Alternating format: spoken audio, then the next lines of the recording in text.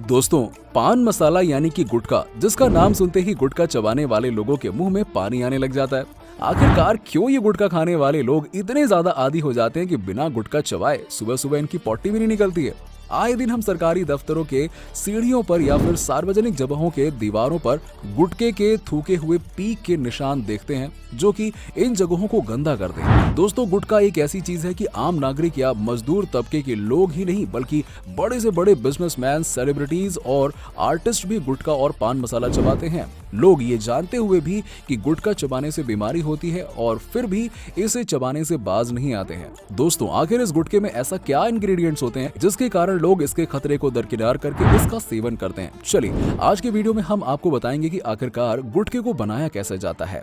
आखिर गुटखे में ऐसा क्या मिलाया जाता है कि लोग उसे चबाए बिना नहीं रह सकते हैं? क्या सच में गुटखे में कांच मिलाया जाता है? साथ ही हम आपको गुटखा चबाने के नुकसान भी बताएंगे। अगर आप भी गुटखा खाने की लत से परेशान हैं, तो इस वीडियो में इसे छोड़ने के कुछ टिप्स भी हम बताएंगे। वीडियो को शुरू करने से पहले अगर आप हमारे चैनल पर नए हैं तो हमारे चैनल को जल्द से जल्द सब्सक्राइब करें। हम आगे भी आपके सामने ऐसे ही इंटरेस्टिंग फैक्ट्री मेकिंग वीडियोस लाते रहेंगे।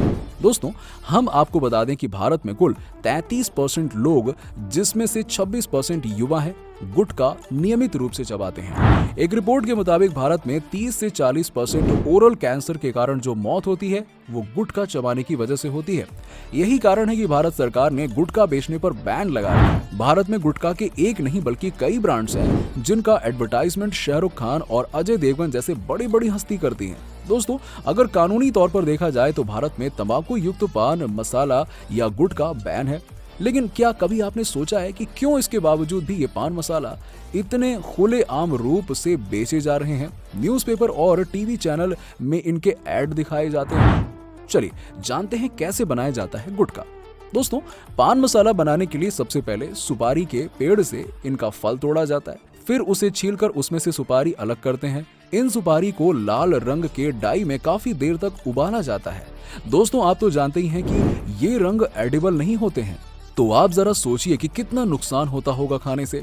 डाई में उबलकर सुपारियों का रंग बिल्कुल लाल हो जाता है। इसके बाद सुपारी को धूप में सुखाया जाता है। धूप में सूख जाने के बाद सुपारी को छोटे छोटे टुकड़ों में काट दिया जाता है। इसके बाद सुपारी के इन छोटे छोटे टुकड़ों को एक बड़े मिक्सचर में मिलाया जाता है, जिसमें कत्था, चूना और पान मसाला भी होता है।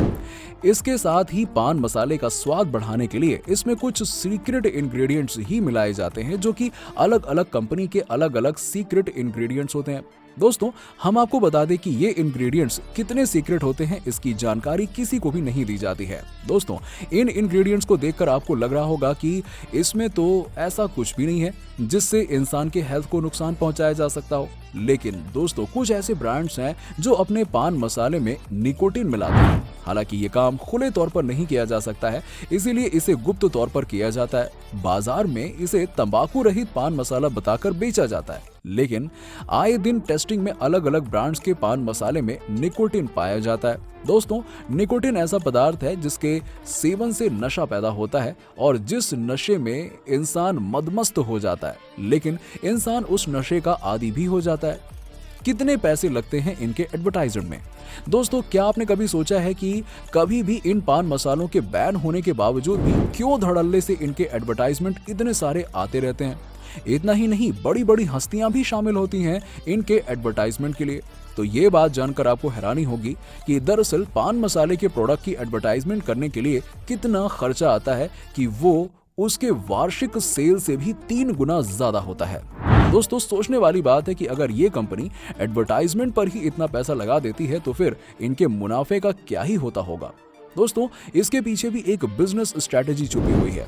दोस्तों, जिस कंपनी के पान मसाले का एडवर्टाइजमेंट किया जाता है, उसी कंपनी का बाजार में चुपके से गुटखा भी बेचा जाता है। यानी कि अगर सीधे शब्दों में कहा जाए तो एडवर्टाइजमेंट पान मसाला का ही हो रहा है, लेकिन उसके आड़ में गुटखा बेचा जा रहा है। ऐसा करने से उस कंपनी पर किसी भी कानून के तोड़ने का इल्जाम नहीं लगता और उसका काम भी पूरा हो जाता है।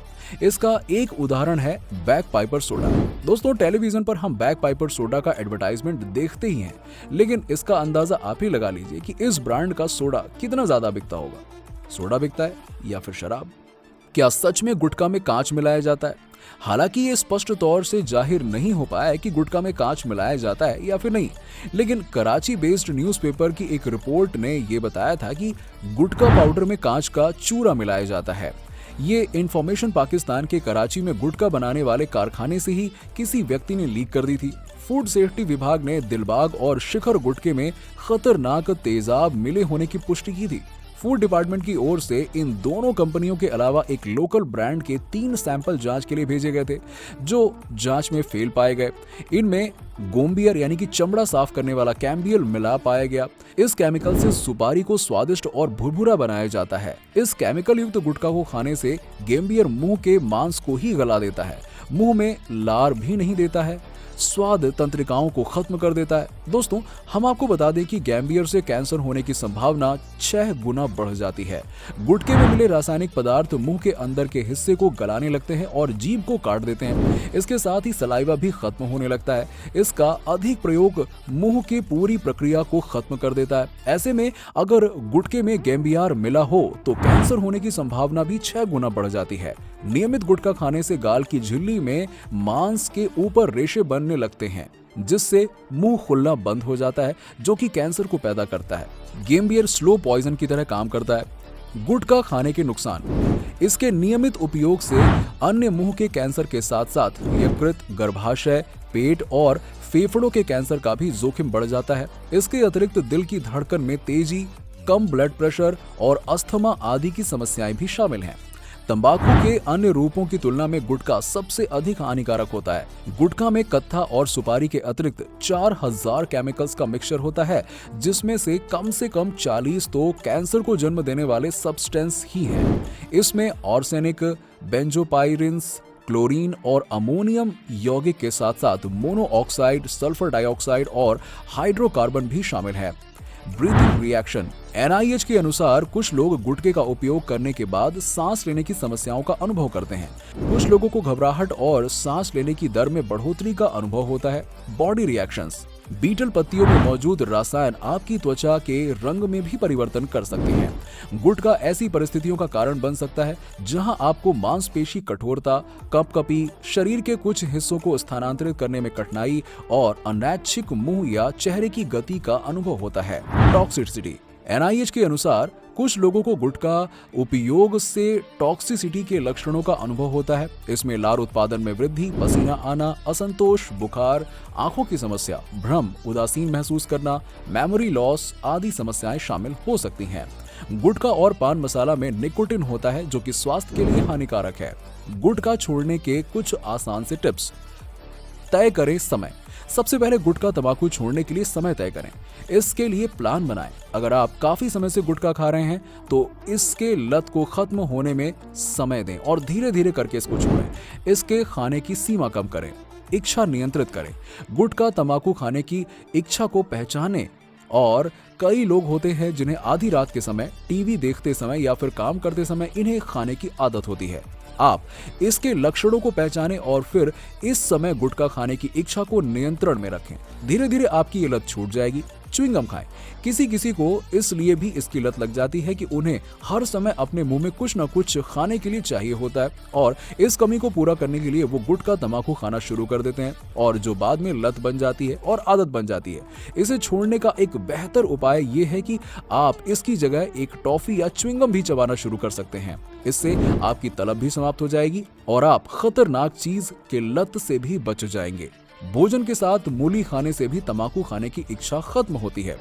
सौंफ और मुलैठी को मिलाकर एक प्लास्टिक बैग में रख लें। जब भी तंबाकू को खाने की तलब लगे तो इसे दांतों तले दबा कर रखिए। और मुलैठी में पाचन अंगों के बैक्टीरिया को खत्म करने का गुण होता है। साथ ही साथ ये कई स्वास्थ्य समस्याओं में सहायक होता है। 1 गिलास गर्म पानी में आधा चम्मच जीरा मिला दें और अब इसे दिन में 3 से 4 बार पिएं। इससे भी तंबाकू की लत छुड़ाने में मदद मिलती है। अगर आप वास्तव में तंबाकू गुटखे की लत छुड़ाना चाहते हैं तो आपको अपने मुंह को हाइड्रेट रखना होगा। इससे आपको तंबाकू की तलब कम लगेगी। डाइट में तरबूज, अनार, संतरा, अंगूर, पपीता, अनानास, सेब और अमरूद जैसे फल को शामिल करें। तो दोस्तों, अगर आपको हमारी ये वीडियो अच्छी लगी हो तो वीडियो को लाइक करें, साथ ही साथ वीडियो को उन लोगों के साथ में शेयर करें जो गुटखा खाने की लत से परेशान हैं और इन्हें छोड़ नहीं पा रहे हैं। अगर ये वीडियो देखकर आप गुटखा छोड़ने में कामयाब हो जाते हैं तो कमेंट करके बताइए, ताकि आपके साथ ही ये और भी लोगों को मोटिवेट करता रहे।